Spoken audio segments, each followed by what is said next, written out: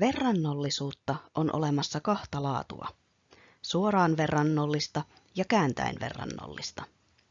Lue aina huolellisesti, kummasta on kysymys. Suoraan verrannollista tilannetta havainnollistaa koordinaatistoon piirretty suora. Huomaa, että suora kulkee origon kautta. Suoraan verrannollinen tarkoittaa sitä, että kun x kasvaa, myös y kasvaa samassa suhteessa.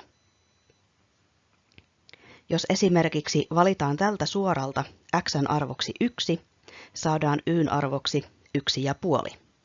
Jos x:n arvo kaksinkertaistuu, myös y:n arvo kaksinkertaistuu. Jos x:n arvo nelinkertaistuu, myös y:n arvo nelinkertaistuu.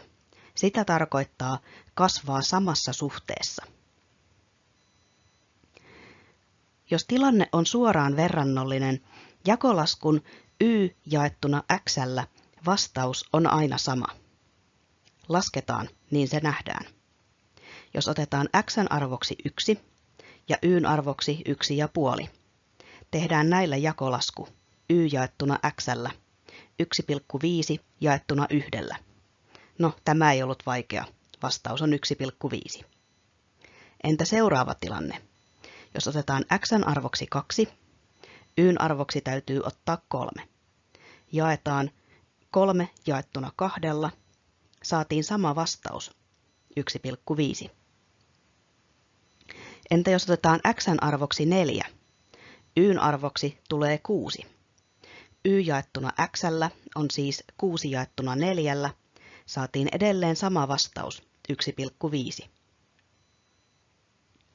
Tälle aina samalle vastaukselle on olemassa matematiikan kielinen nimi vakio. Ja suoraan verrannollisessa tilanteessa tästä käytetään nimeä verrannollisuuskerroin. Eli jos lasket y jaettuna x:llä, saat vastauksena verrannollisuuskertoimen. Jos et jaksa kirjoittaa näin pitkää sanaa, voit lyhentää sen pelkästään k-kirjaimella. Muistat varmaankin, että k tarkoittaa myös suoran kulman kerrointa. Kääntäen verrannollinen tilanne on hieman vaikeampi piirtää koordinaatistoon. Kuvaaja on käyrä, jonka nimi on hyperbeli. Se ei kulje origon kautta. Kääntäen verrannollinen tilanne tarkoittaa sitä, että kun x kasvaa, y vähenee samassa suhteessa. Jos x:n arvo oli 80 ja y:n arvo on silloin 2. Jos x pienenee, y kasvaa. Pienennettiin x:ää eli nopeutta puoleen ja silloin aika kaksinkertaistuu. Jos pienennetään nopeutta edelleen, aikaa menee vielä enemmän. Jos nopeus suurenee, aika pienenee. Jos nopeus suurenee vielä lisää, aika pienenee vielä hiukan. Tämä voisi olla tilanne, kun kuljetaan Turusta Helsinkiin. Jos ajetaan 80, matkaan kuluu aikaa 2 tuntia. Jos ajetaan mopolla Turusta Helsinkiin 40, siihen täytyy varata 4 tuntia. Jos ajetaan pyörällä Turusta Helsinkiin 20, siihen menee 8 tuntia. Jos ajetaan moottoritiellä 120, aikaa menee vähemmän kuin 2 tuntia. Kertolaskun x kertaa y vastaus on aina sama. Lasketaan ja kokeillaan. Jos otetaan x:n arvoksi 40, y:n arvoksi tulee 4.